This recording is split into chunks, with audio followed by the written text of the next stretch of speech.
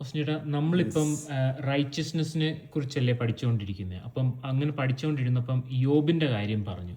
അപ്പോൾ യോബും റൈച്ചസ്നെസ്സും തമ്മിൽ എങ്ങനെയാ കണക്ട് ചെയ്യുന്നത്? അതൊന്ന് പറഞ്ഞുതരാമോ? തീർച്ചയായിട്ടും. ഞാൻ ഓടിച്ചു പറഞ്ഞ ഇടയ്ക്ക് ഇങ്ങനെ പിടിച്ചെടുത്തല്ല ഇയോബിൻ്റെ കാര്യം. അതെ, തീർച്ചയായിട്ടും ഇയോബ് വലിയൊരു സബ്ജക്റ്റാണ്. ഇന്നത്തെ ക്രിസ്ത്യാനിറ്റിയിൽ അനേകർ പിടിച്ചുകൊണ്ടിരിക്കുന്ന റോങ് തിയോളജി എല്ലാം ഇയോബിൻ്റെ പുസ്തകത്തിൽ നിന്ന് വന്നതാണ് അല്ലേ. പക്ഷെ അത് വചനം ശരിക്കും നമ്മൾ ശ്രദ്ധിച്ച് പഠിക്കുമ്പോഴാണ് നമുക്കതിൻ്റെ കാര്യങ്ങൾ മനസ്സിലാകുന്നത്. അപ്പോൾ റൈച്ചസ്നെസ്സും ഇയോബും തമ്മിലുള്ള ബന്ധം നമ്മൾ ചോദിച്ചാൽ വലിയൊരു സബ്ജക്റ്റാണ്. എന്നാൽ ചുരുക്കി നമ്മൾ പറഞ്ഞാൽ ഇയോബിൻ്റെ പുസ്തകം നമ്മൾ 1-ാം അധ്യായം തുടങ്ങുമ്പോൾ തന്നെ നമുക്ക് കാണാൻ ദൈവം ഇയോബിനെ കുറിച്ച് സാക്ഷ്യം പറയുന്ന നേരുള്ളവൻ, നിഷ്കളങ്കൻ, ദോഷം വിട്ടകലുന്നവൻ, ഇതെല്ലാം നമുക്കറിയാം. ദൈവം തന്നെ ഇയോബിനെ കുറിച്ച് സാക്ഷ്യം പറയുന്ന ഒരു ഇയോബിൻ്റെ കാര്യം നമ്മൾ നോക്കുമ്പോഴേക്കും തൻ്റെ കുഞ്ഞുങ്ങൾ അല്ലെങ്കിൽ തൻ്റെ മക്കൾ പാപം ചെയ്യുന്നതിന് മുൻപേ അവൻ പാപം ചെയ്യുമോ എന്ന് പേടിച്ച് അതിനുവേണ്ടി ഹോമയാഗം കഴിക്കുന്ന ഒരു യോബിനെല്ലാം നമുക്ക് 1-ാം അധ്യായത്തിൽ കാണാം. എൻ്റെ ഭാഷയിൽ പറഞ്ഞ മുൻകൂർ ജാമ്യം എടുത്ത് അതാണ് യോബിൻ്റെ ക്യാരക്ടർ. അതുപോലെ മനുഷ്യരുടെ മുമ്പിൽ അതേപോലെ നേരുള്ളവന്, നിഷ്കളങ്കന്, ദോഷം വിട്ടകലുന്നവന് ദൈവം തന്നെ സാക്ഷ്യം പറഞ്ഞിരിക്കുന്ന കാര്യമാണ്. അപ്പോൾ സാത്താനെ പരീക്ഷിക്കുന്ന കാര്യങ്ങളെല്ലാം വചനത്തിൽ നമുക്ക് കാണാൻ സാധിക്കും. കന്നുകാലികൾ, ആട്, ഒട്ടകങ്ങൾ, കഴുതകൾ, മക്കൾ, വീട് എല്ലാം നഷ്ടപ്പെട്ടു പോകുന്നു. എന്നിട്ട് പോലും ആ അധ്യായം കൊണ്ടൊന്ന് നിർത്തുന്നത് 1-ാം അധ്യായത്തിൽ ഇത്രയും വിഷയങ്ങളിലൂടെ ഇയോബ് കടന്നു പോകുമ്പോഴും ഇയോബ് പറയുന്ന ചില സ്റ്റേറ്റ്മെൻ്റ് ഉണ്ട്. 1-ാം അധ്യായത്തിൻ്റെ 20-ാം വാക്യം ഞാൻ 20 മുതൽ വായിക്കാം. അപ്പോൾ ഇയോബ് എഴുന്നേറ്റ് വസ്ത്രം കിള്ളി തല ചിരച്ച് സാഷ്ടാംഗം വീണ് നമസ്കരിച്ചു. അപ്പോൾ അതിനു മുമ്പ് വായിച്ചു നോക്കിയാൽ നമ്മൾ പറഞ്ഞ കാര്യങ്ങളെല്ലാം സംഭവിച്ചു. മക്കൾ പോയി, സമ്പാദ്യങ്ങൾ പോയി, ആടുമാടുകൾ പോയി, ഒട്ടകങ്ങൾ പോയി, ലൈഫ് സ്റ്റോക്ക് എല്ലാം നഷ്ടപ്പെട്ടു ഇയോബിന്. സാഷ്ടാംഗം വീണു ദൈവത്തെ നമസ്കരിക്കുക. നഗ്നനായി ഞാൻ എൻ്റെ അമ്മയുടെ ഗർഭത്തിൽ നിന്ന് പുറപ്പെട്ടു വന്നു, നഗ്നനായി ഞാൻ മടങ്ങിപ്പോവും. യഹോവ തന്നു, യഹോവ എടുത്തു, യഹോവയുടെ നാമം വാഴ്ത്തപ്പെടുമാറാകട്ടെ എന്ന് പറഞ്ഞു. ഇതിലൊന്നിലും ഇയോബ് പാപം ചെയ്യുകയോ ദൈവത്തിന് ഭോഷത്വം ആരോപിക്കുകയോ ചെയ്തില്ല. ഇപ്പോൾ നമ്മൾ ഇത്തരം വാക്യം വായിച്ചാൽ വേറെ കുഴപ്പങ്ങളൊന്നുമില്ല. ഇത് ദൈവത്തിനെതിരായിട്ടൊന്നും പാപമൊന്നും ചെയ്യുന്നില്ല, ദോഷം വിചാരിച്ചില്ല. പക്ഷേ ഇയോബ് പറഞ്ഞ ഈ ഒരു സ്റ്റേറ്റ്മെന്റ് അത് ക്രിസ്ത്യാനിറ്റിയിൽ ഇന്ന് ഭയങ്കര ഒരു തിയോളജി ആയിട്ട് ആൾക്കാർ എടുക്കുക. ദൈവം തന്നു, ദൈവം എടുത്തു, ദൈവത്തിന്റെ നാമം വാഴ്ത്തപ്പെടുമാറാകട്ടെ. ഒരു പാട്ടുണ്ടല്ലോ, see that's a wrong theology അല്ലേ. അപ്പോൾ ദൈവം തന്നു, ദൈവം എടുത്തു എന്ന് പറയുകയാണെങ്കിൽ മോഷ്ടിപ്പാനും മറക്കാനും മുടിക്കാനും വരുന്ന ഒരു കാറ്റഗറിയിലേക്ക് ദൈവം വീഴും. മോഷ്ടിക്കാനും മുടിക്കാനും അറുക്കാനും വരുന്നത് കള്ളന, ദൈവമല്ല അല്ലേ. അപ്പം അത് സാത്താനെ ദൈവം അനുവദിച്ചിട്ട് ചെയ്യുന്ന വിഷയങ്ങളാണ്. പക്ഷേ ഇതിൻ്റെ കീ വിഷയം നമ്മൾ പഠിക്കുകയാണെങ്കിൽ ഇപ്പോൾ ഇവിടെ എഴുതിയിരിക്കുന്നത് ഇയ്യോബ് ദൈവത്തിനെതിരായിട്ട് ഭോഷത്വമൊന്നും ആരോപിച്ചില്ല, ഒന്നും ചെയ്തില്ല. പക്ഷേ അടുത്ത അധ്യായങ്ങൾ നമ്മൾ മുഴുവനും പഠിക്കുമ്പോഴേക്കും ഒരു 10-40 വാക്യങ്ങളുണ്ട്. ഇത് ദൈവം ചെയ്തതാണ്, ഞാൻ നീതിമാനാണെന്ന് സ്ഥാപിക്കുന്ന അനേക വാക്യങ്ങൾ ഇയ്യോബ് പറയുന്നുണ്ട്. ഇയ്യോബിൻ്റെ 3 കൂട്ടുകാർ വരുന്നുണ്ടല്ലോ, തേമാനും എലീഹുവും. ഇവരെല്ലാം വന്ന് അനേക കാര്യങ്ങൾ ഇയ്യോബിനോട് പറയുന്നു. നിൻ്റെ ഈ ഒരു കുഴപ്പം കൊണ്ടാണ് ഇത് സംഭവിച്ചത്. ഇതെല്ലാം പറയുമ്പോൾ ഇയ്യോബിൻ്റെ സ്റ്റാൻഡിൽ തന്നെ ഉറച്ചു നിൽക്കുക.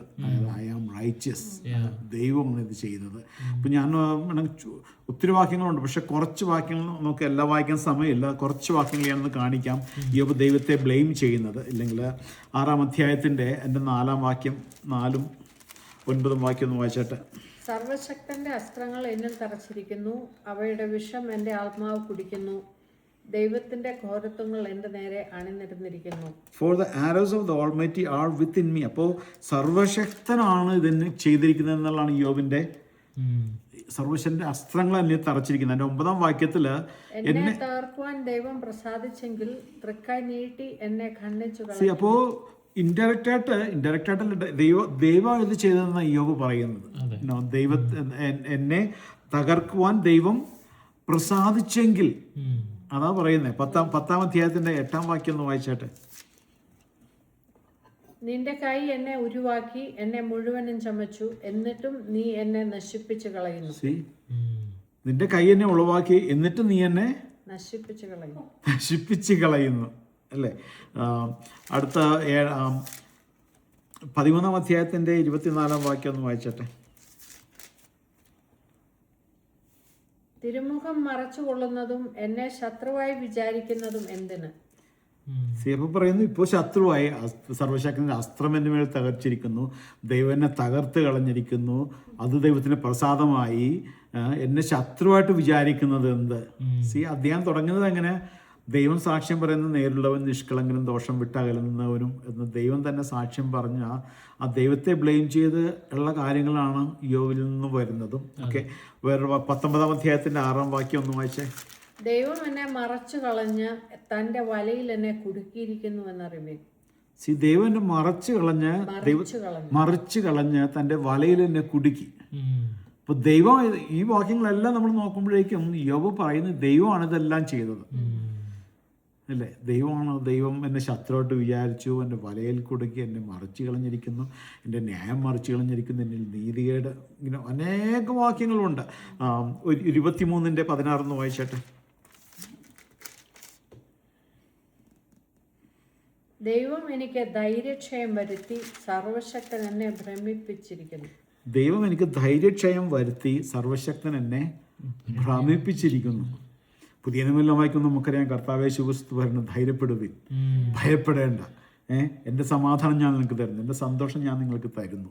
അപ്പം ഇതെല്ലാം പറയുന്നത്. പക്ഷേ യോബ് പറയുന്ന കാര്യങ്ങളെല്ലാം ഇതിന് ഓപ്പോസിറ്റാണ്.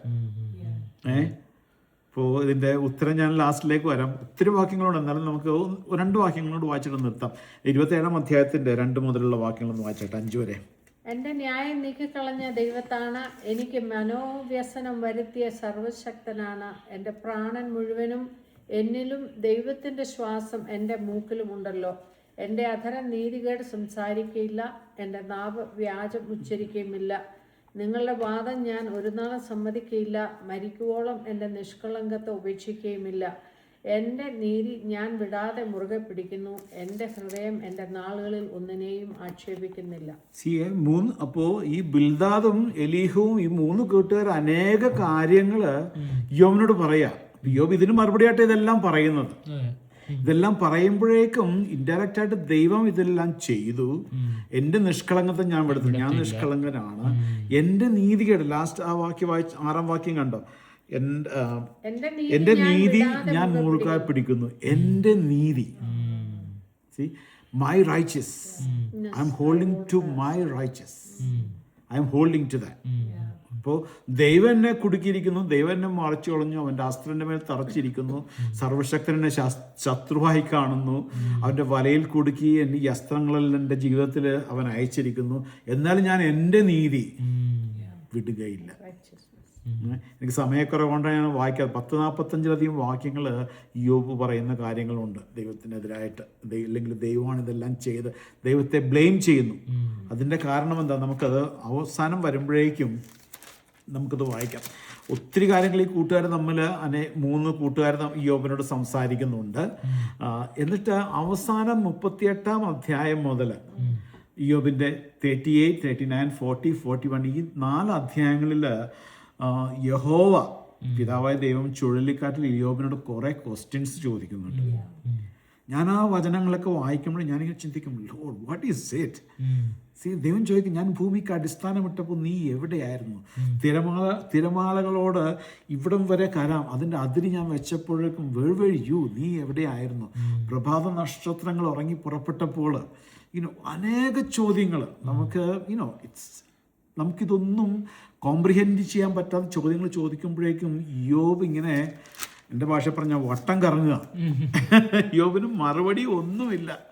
എന്നിട്ട് യോബ് പറയുന്ന 2 സ്റ്റേറ്റ്മെൻറ്റ് ഞാൻ കാണിച്ചിട്ട് ഞാൻ എന്തായിരുന്നു യോബിൻ്റെ പ്രോബ്ലം എന്ന് ഞാൻ കാണിച്ചു തരാം. ആമേൻ.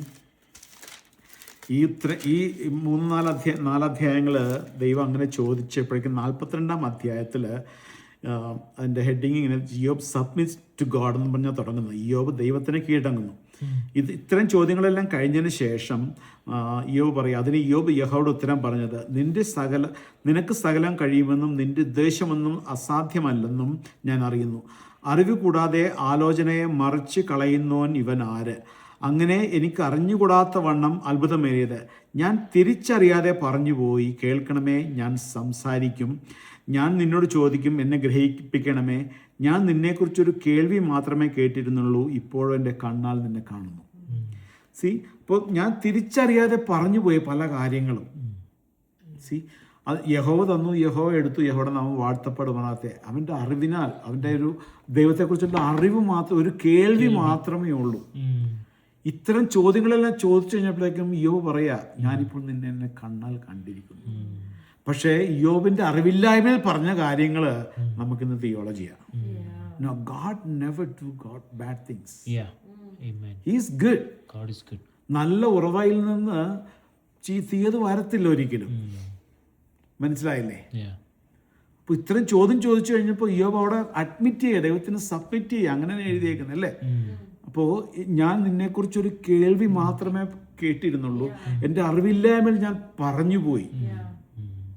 സി, പക്ഷെ അറിവില്ലായ്മയിൽ പറഞ്ഞത് നമ്മളത് ദൈവവചനമായിട്ട് നമ്മളെടുത്ത് നമ്മളത് തിയോളജിയാക്കി.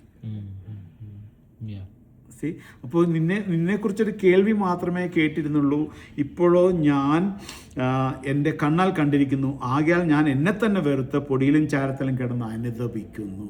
അപ്പം ലാസ്റ്റ് നമ്മൾ വായിച്ച വാക്യം എങ്ങനെ പറഞ്ഞു? ഞാൻ എൻ്റെ നീതി ദൈവം എന്നെ എത്ര ശിക്ഷിച്ചിട്ടും ഇല്ലെങ്കിൽ എന്നെ ദൈവം അത് ചെയ്തിട്ടും, ദൈവം അല്ല ചെയ്തത്, പക്ഷെ അത് ചെയ്താലും ഞാൻ എൻ്റെ നീതി മുറുകെ പിടിക്കുന്നു എന്ന് പറഞ്ഞാണ് നമ്മൾ ലാസ്റ്റ് വായിച്ചു നിർത്തിയത്. ഈ 3 കൂട്ടുകാരും യോബിനോട് സംസാരിക്കുമ്പോൾ യോബിൻ്റെ ഇവര് സംസാരം നിർത്തിയത് 32-ാം അധ്യായത്തിലാണ്. അതിൻ്റെ 1-ാം വാക്യം ഒന്ന് വായിച്ചാൽ നമുക്കിതിൻ്റെ ആൻസർ കിട്ടും. യോബിൻ്റെ 32-ാം അധ്യായം 1-ാം വാക്യം. അങ്ങനെ ഇയ്യോബ് തനിക്ക് തന്നെ നീതിമാനായി തോന്നിയത് കൊണ്ട് ഈ 3 പുരുഷന്മാർ അവനോട് വാദിക്കുന്നത് മതിയാക്കി. അടുത്ത വാക്യം കൂടി. അപ്പോൾ രാംവംശത്തിന്റെ ഭൂഷനായ ബരഖേലിന്റെ മകൻ എലീഹുവിന്റെ കോപം ജ്വലിച്ചു. ദൈവത്തെക്കാൾ തന്നെത്താൻ നീതീകരിച്ചത് കൊണ്ട് യോബിന്റെ നേരെ അവന്റെ കോപം ജ്വലിച്ചു. ഇപ്പൊ യോബ് തനിക്ക് തന്നെ നീതിമാനായി തോന്നിയത് കൊണ്ട് ഈ 3 കൂട്ടുകാർ അവരോട് സംസാരിക്കുന്നത് നിർത്തി. പക്ഷേ ദൈവം അവസാനം സാക്ഷ്യം പറയുന്നുണ്ട്, യോബ് കൂട്ടുകാരെ പോലെ എനിക്കെതിരായിട്ട് വിഹിതമായതൊന്നും സംസാരിച്ചിട്ടില്ല. യോബ് കൂട്ടുകാർക്ക് വേണ്ടി പ്രാർത്ഥിക്കുന്നു. യോബിന് നഷ്ടപ്പെട്ടെല്ലാം ദൈവം ഇരട്ടിയായിട്ട് മടക്കി കൊടുക്കുന്നുമുണ്ട്. പക്ഷെ അതെപ്പോഴാണ് സംഭവിച്ചത്? ഈ യോബ് ദൈവത്തിന് സബ്മിറ്റ് ചെയ്തു. ഞാൻ നിന്നെക്കുറിച്ചൊരു കേൾവി മാത്രമേ കേട്ടിരുന്നുള്ളൂ, ഇപ്പോൾ ഞാൻ നിന്റെ കണ്ണാലെ കണ്ടിരിക്കുന്നു, ഞാൻ അറിവില്ലായ്മയിൽ പറഞ്ഞു പോയി. എന്നിട്ട് ദൈവം ആ 3 കൂട്ടുകാരെ ശാസിക്കുന്നു. എന്നിട്ട് യോബിനോട് പറയുന്നു, ഈ യോബ് നിങ്ങൾക്ക് വേണ്ടി പ്രാർത്ഥിക്കും.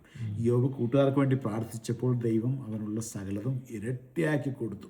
യോബിൻ്റെ സമ്പത്ത്. എന്നിട്ട് ലാസ്റ്റ് അവിടെ ആ 42-ാം അധ്യായത്തിൽ എഴുതിയിട്ടുണ്ട്. അവസാന വാക്യങ്ങളിലേക്ക് വരുമ്പോഴേക്കും 12-ാം വാക്യത്തിൽ ഇങ്ങനെ, യഹോവ ഇയ്യോബിൻ്റെ പിൽക്കാലത്തെ അവൻ്റെ മുൻകാലത്തേക്കാൾ അധികം അനുഗ്രഹിച്ചു. അവന് 14,000 ആടും 6,000 ഒട്ടകവും 1,000 ഏർ കാളയും 1,000 പെൺകഴുതയും ഉണ്ടായി. അവന് 7 പുത്രന്മാരും പുത്രിമാരും ഉണ്ടായി. എല്ലാം ഇരട്ടിയായിട്ട് കൊടുക്കുകയും ചെയ്തു. ബട്ട് ഇതെല്ലാം സംഭവിച്ചതിൻ്റെ കാരണം എന്താ? നേരുള്ളവനാണ്, നിഷ്കളങ്കനാണ്, ദോഷം വിട്ടകലുന്നവനാണ്. But he was self righteous. താൻ ചെയ്യുന്നത്, താൻ നീതിമാനാണ്, ഇല്ലെങ്കിൽ തന്നിലൊരു കുറവുമില്ല എന്നുള്ളൊരു കുറവ് മാത്രമേ യോബിനുണ്ടായിരുന്നുള്ളൂ. അല്ലേ? ഞാൻ പറഞ്ഞു, നമ്മുടെ നീതി പ്രവൃത്തികൾ എത്ര ഉണ്ടെന്ന് പറഞ്ഞാലും ദൈവസന്നിധിയിൽ നമ്മൾ നീതീകരിക്കപ്പെടത്തില്ല. അല്ലെങ്കിൽ നമ്മൾ ചെയ്യുന്ന പ്രവൃത്തി കൊണ്ട് ദൈവസന്നിധിയിലേക്ക് നമുക്ക് എത്തിപ്പെടാൻ പറ്റത്തില്ല. ദൈവത്തിൻ്റെ നീതി നമ്മളുടെ മേൽ ഇട്ടാൽ മാത്രമേ അത് ലഭിക്കുന്ന ദൈവത്തിൻ്റെ വിശ്വാസം മൂലമാണ്. ഇപ്പോൾ ദൈവത്തെക്കുറിച്ചുള്ള കേൾവിയിൽ അനേക റോങ് ഇൻഫർമേഷൻ നമുക്ക് ദൈവത്തിനെതിരായിട്ട് സംസാരിക്കാം. യോബിനെ പോലെ നമ്മൾ അറിഞ്ഞറിയാതെ ഇന്നത് ചെയ്യുന്നുണ്ട്. എന്തുകൊണ്ട് ഇത് വന്നു? എന്തുകൊണ്ട് അങ്ങനെ സംഭവിച്ചു? എന്തുകൊണ്ട് ഇത് വന്നു? ഞാനിങ്ങനെ ചെയ്യുന്നു, ഞാൻ ഉപവസിക്കുന്നു, ഞാൻ ചാരിറ്റി ചെയ്യുന്നു, ഞാൻ അവരെ സഹായിക്കുന്നു, ഞാൻ ആർക്കൊരു ദോഷം ചെയ്യുന്നില്ല എന്ന് നമ്മൾ പറയുമ്പോൾ, ഞാനത് ഒരു ക്ലാസ്സിൽ അത് പറഞ്ഞായിരുന്നു, നമ്മളത് പറയുമ്പോൾ ഇൻഡയറക്റ്റായിട്ട് when I do all these things, ഞാനത് ചെയ്യുന്നതുകൊണ്ട് ദൈവമേ എനിക്ക് നല്ലത് മാത്രമേ വരാൻ പാടുള്ളൂ എന്ന് നമ്മൾ ബ്ലെയിം ചെയ്യുന്നത്. മനസ്സിലായില്ലേ? അപ്പോൾ ദാറ്റ് വാസ് ദ പ്രോബ്ലം. അപ്പോൾ ഈ റൈച്ചസ്നെസ് യോബിൻ്റെ പുസ്തകത്തിലും കിടപ്പുണ്ട്. യോബ് തനിക്ക് തന്നെ നീതിമാനായി തോന്നി. He was self righteous. പക്ഷെ ദൈവത്തെ നേരിട്ട് കണ്ടപ്പോഴേക്കും, കണ്ണാലെ കണ്ടപ്പോഴേക്കും he repented. Repented, yeah. He repented. He submitted. Then he prayed for his friends. ദൈവം എന്നിട്ട് അതെല്ലാം 10 മടങ്ങ് ഇരട്ടിയായിട്ട് മടക്കി കൊടുക്കും. സി അപ്പോൾ സെൽഫ് റൈച്ചസ് എന്ന് പറഞ്ഞു കഴിഞ്ഞാൽ it is a big subject. Yeah. അപ്പോൾ സ്വയം നീതിമാനായിട്ട് തോന്നിയതിൻ്റെ അതിൽ നിന്നാണ് ഇത്രയും അധ്യായങ്ങൾ വന്നതും. ഇപ്പോൾ ഞാൻ പറഞ്ഞു നമ്മൾ ദൈവത്തിൻ്റെ വചനം വായിക്കുമ്പോഴേക്കും you need to get that in balance in the context. അപ്പോൾ അറിവില്ലാതെ പറഞ്ഞ കാര്യങ്ങൾ നമ്മളെടുത്ത് തിയോളജി ആക്കണ്ട. നോ, ദൈവം നല്ല ഉറവയിൽ നിന്ന്, നല്ലവനിൽ നിന്ന്, ഗാഡ് ഈസ് ഗുഡ്. അതിൽ നിന്ന് തീയത പുറപ്പെടത്തില്ല. നമ്മുടെ ജീവിതത്തിൽ മോഷ്ടിക്കാനും അറുക്കുവാനും ഓടിക്കാനും വരുന്നത് പിശാച. നമ്മുടെ സന്തോഷം, നമ്മുടെ സമാധാനം, വാട്ട് എവർ ഇറ്റ് ഈസ്, ഇതെല്ലാം മോഷ്ടിക്കുന്നത് ദൈവമല്ല. ദൈവം പറഞ്ഞിരിക്കുന്നത് നിങ്ങൾക്ക് ജീവൻ ഉണ്ടാകാനും സമൃദ്ധിയായിട്ടുണ്ടാകാനും ഞാൻ വന്നിരിക്കുന്നു. എൻ്റെ സന്തോഷം ഞാൻ നിങ്ങൾക്ക് തരുന്നു, എൻ്റെ സമാധാനം ഞാൻ നിങ്ങൾക്ക് തരുന്നു. സമാധാനം കളയുന്ന ഒരു, സന്തോഷം കെടുത്തുന്ന ഒരു പ്രവൃത്തിയും ദൈവത്തിൽ നിന്നല്ല വരുന്നത്. അല്ല, യാക്കോബിൻ്റെ ലേഖനം പഠിക്കുമ്പോൾ നമുക്കത് പഠിക്കാം. എന്നാൽ അതാണ് യോബിൻ്റെ സെൽഫ് റൈച്ചസ്നെസ് ആയിട്ടുള്ള ഒരു connection. I hope you got it, right? Yes, definitely. Amen. Thank you. ദൈവം സഹായിക്കട്ടെ.